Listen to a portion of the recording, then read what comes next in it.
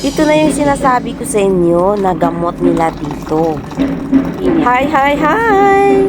Dahil dumating na ang alaga ko galing Australia, nagkasakit naman siya bigla. Kaya pumunta siya sa Chinese doctor dito sa Hong Kong. Hindi ko alam kung anong finding sa kanya at ganito ang kanyang mga gamot.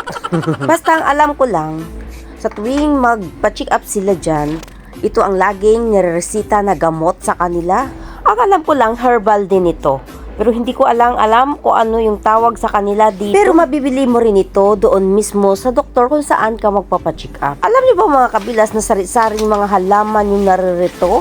At ang iba dito ay nakikita ko lamang doon sa Pilipinas na kinakain ng mga baka, kalabaw, kambing, yung mga tuyot halaman na ito. Alam niyo ba mga kabilas na ang paglaga nito ay nakasukat ang tubig niya? Ngayon lalagyan natin siya ng 5 cups na tubig. Alam niyo mga kabilas, wala namang sakit ang aking alaga.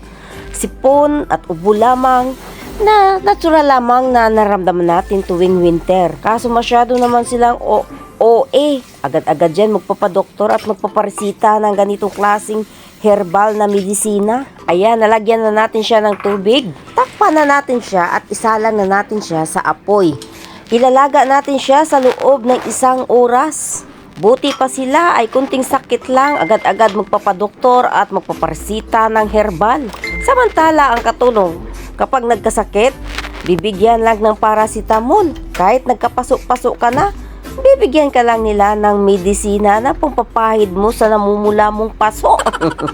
Pagkatapos ng 1 oras, hanguin natin siya at ilagay natin siya sa bowl. Pagkatapos nito, isi-serve ko na ito sa aking alaga na may sakit dito. At ito pa pala mga kabilas, tuwing iniinom ng aking alaga ito, mayroon siyang pinaparis na parang kindi. Hindi ko naman alam kung anong lasa nito dahil hindi pa naman ako nakakainom nito.